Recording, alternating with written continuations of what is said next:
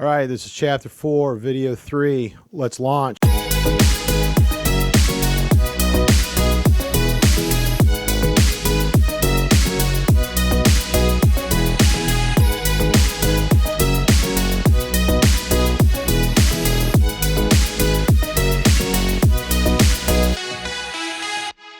Today's learning objectives are to explain the requirements of determining who qualifies as a taxpayer's dependent. So who qualifies? Determining who qualifies is relevant for determining the following. It's going to determine the filing status because, for example, if you're single but you have a kid or you have a parent that you're taking care of, you may be able to be elevated to the head of household status, which is very important because that could provide additional tax savings otherwise not afforded.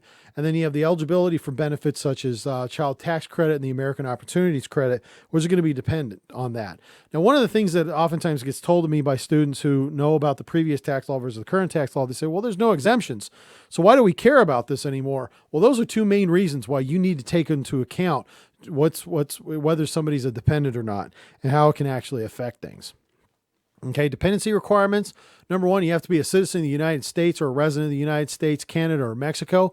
You must not file a joint tax return with a spouse unless there's no tax liability filing jointly or separately. So if you are married, but you have no tax liability because maybe the two of you are living at home with one of your parents, you can file a tax return if there's no tax liability, and then they still could claim you as a dependent on the other tax return.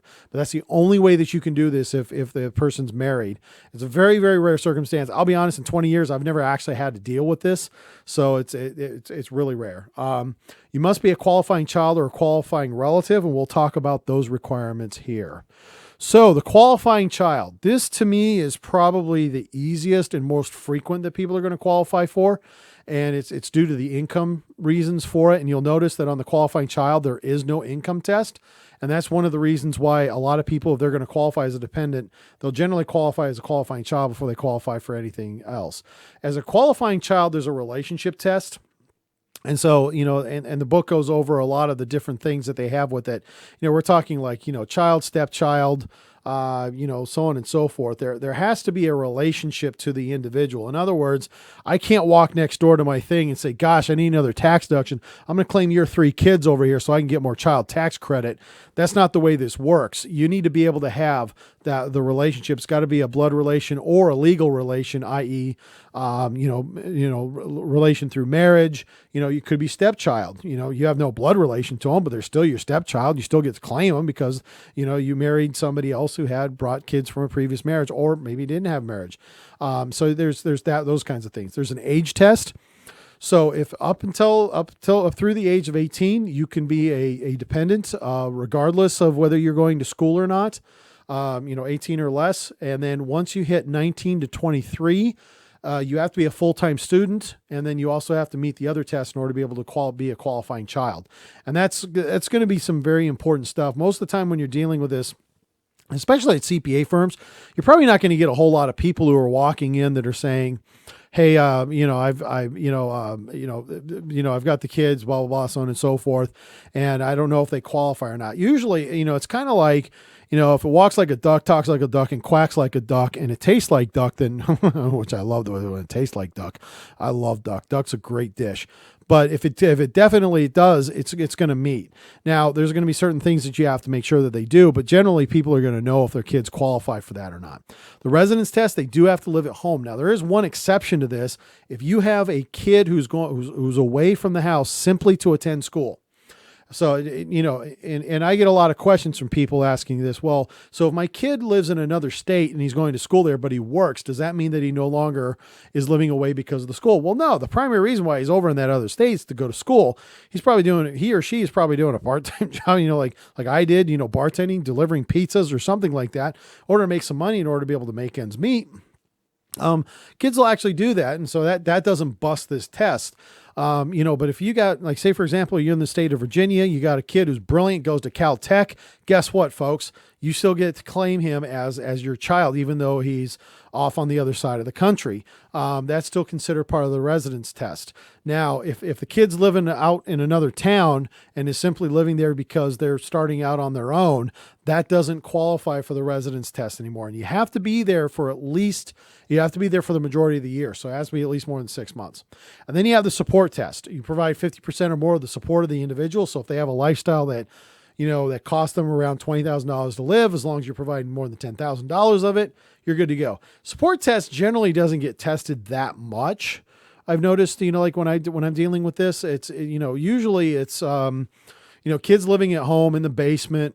They may have a job, but they're really relying on their parents in order to be able to do this. Usually in that case, parents are going to qualify for a lot of that sort of stuff.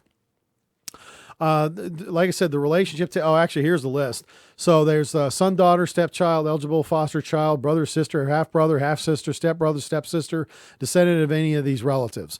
Okay. So there it is. That's all you have to do. And it all goes on. The age, like I said, if it's under age of 18, like I said, 18 or less, at the end of the year, they're good to go. If it's under 24 and a full-time resident, boy, it's like I know this stuff. Imagine that. So then the residence stuff, same residence taxpayer more than half the year. Exception is temporary absences such as education. You know what's interesting? I didn't actually see these slides before I started this, and I have this all stuff by memory. It's like I know what I'm doing. Imagine that. Okay, so support test. Child must not provide more than half their own support. Scholarships of actual child, not grandchild, are examples excluded from support competition. Okay, so what this means is you get a National Merit Scholarship. They give you, say $40,000 to go to college. That $40,000, even though you earned it through your own abilities, that doesn't mean that you have to put that in your own support test in order to determine if you're supporting yourself or not. That'd be ludicrous. It'd be ridiculous. It would encourage people not to go to school, which of course is one thing that this country doesn't want to do. So we want to do that. Tie-breaking rules, parents over non-parent. Yeah, so usually what ends up happening is, and you see this quite frequently in divorce situations. So in divorce situations, what will happen is you got one parent who wants to claim the kid and the other parent wants to claim the kid, and maybe the divorce decree is kind of silent. And that's usually where you can start doing support tests and all sorts of stuff in order to be able to figure some of that stuff out. Now, I'm going to tell you, the majority of time, if you got a kid, if you got a divorce situation, you got the kid, the divorce decree is almost always going to determine who gets the tax benefit, because that's usually one of the big questions that each lawyer does. And if it doesn't say it, I'd find those two lawyers and I'd never hire them for anything, because obviously they didn't do their job.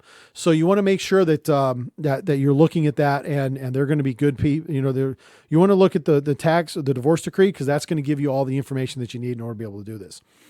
So parent over non-parent. So obviously if one person's claiming, I do give more than 50% support, but I got this person who's also a parent, might have a relationship issue. Both parents, based on the child who is resided most, this can actually become kind of complicated, because what if the kid's off at college? Who are they residing with? I don't know. We'll kind of figure that out. Generally what we've always argued in the past is whoever is striking the checks for the education usually gets them at that point. Because, there's a support function of that. And then, because it's based on the fact they're off in college, well, if they're off in college and that's allowing them to have the residence test, then, the fact that the parent's paying more for their college is going to be a big deal. If they're both non-parents, highest AGI gets the exemption. 20 years, never seen this. Doesn't mean it won't happen. It's like when Indiana Jones, The Last Crusade, said X never marks the spot. And then, very later on in the movie, X marks the spot. I'm probably saying this right now, and 3 months later, I'll be proven wrong. All right. So then the qualifying relative, there's a relationship test, a support test, and there's that gross income test. 99 times out of 100, that's what's going to kill this relationship, is the income test, because the parent or the person is making too much money, and as a result of which they don't get it. So the relationship, descendant or ancestor to the parent, child, parent, grandparent, great-great-grandparent, if they're still alive, you can still claim as a qualifying relative. Sibling of the taxpayer, including stepbrother, stepsister, a son or daughter of the taxpayer's brother or sister, not cousins. Siblings of the taxpayer's mother or father, an in-law, mother-in-law, father-in-law, sister-in-law, brother-in-law of the taxpayer. Wow, they're really getting kind of, I find it interesting that I can have an in-law that qualifies, but not my cousin. I don't know. I'm going to be honest with you. I have a better relationship with most of my cousins. Well, actually, I have a pretty good relationship with my in-laws. I mean, to be honest, they all speak Chinese. I don't speak Chinese, so it's a pretty good relationship. I don't have to mess with it, but it's all good. So you know, if I have in-laws, I can qualify for them, and then other parents or no qualifying family relationship who lives with the entire taxpayer in the home. So you have that stray kid that kind of comes and lives with you because you know, he's like your son's friend. I actually, I shouldn't say this. I actually was that child at one point. I was dirt poor. I was living in Abilene, Texas. The best thing I could find was a part-time job as a bartender, and luckily, one of my friends' mom said, if you want to live here, you know, pay me $50 a month and I'll let you live here. And I mean, it was the best rent I ever got in my life. But you know, I mean, theoretically, if I had lived with her for the entire year, she could have claimed me on her tax returns, and you know, I wouldn't have fought it. Support test, you must pay for more than half the support. Gross income test, you cannot make more than $4,300. Notice that's highlighted. That's because it changes every year. It's $4,300 this year. So if you make more than $4,300, you're done. Now, one of the big problems that we have with parents is they get Social Security. So more often than not, they're going to bust this test if they get Social Security as a result of that. Now, there's a way to get around this, and basically what ends up happening is there's ways to use trust in order to be able to get around this, but that's way beyond this class, and we're not going to go for that. Dependency example. Okay, so John is a 22-year-old student who's living in the dorms for most of this year, but spends the rest of his year living with his parents. Earned a $5,000 scholarship for the school year and worked hard to support himself through school, earning $6,000 pay for his expenses. His parents have supported him by paying $7,000 for food, clothing, and lodging expenses. Wow, I want parents like that. My parents never paid for any of that. Not that my dad doesn't love me, but my dad was like, you're 18, go, you're on your own, go figure it out. Probably best thing that ever happened to me, to be honest. But anyways, are John's parents able to claim him as a dependent? And the answer is, blah, blah, blah, you know, of course you read all that sort of stuff. Yes, child, not applicable because of age, not applicable because of qualifying relative. Yes, parents provide half the support, no gross income test. Ergo, qualifying relative fails. Qualifying child, yes, child. Yes, 21 or 24 or under is a full-time student. Yes, temporary absences are okay. Yes, they provide more than half support. There's no income test. Ergo, he gets to be called a qualifying child. I know that's the one thing when you're 22 years old, last thing you want to do is be called a child, but that's the way it is. So they call it that. I want to say thank you very much for watching this video, and I hope to see you in the next class.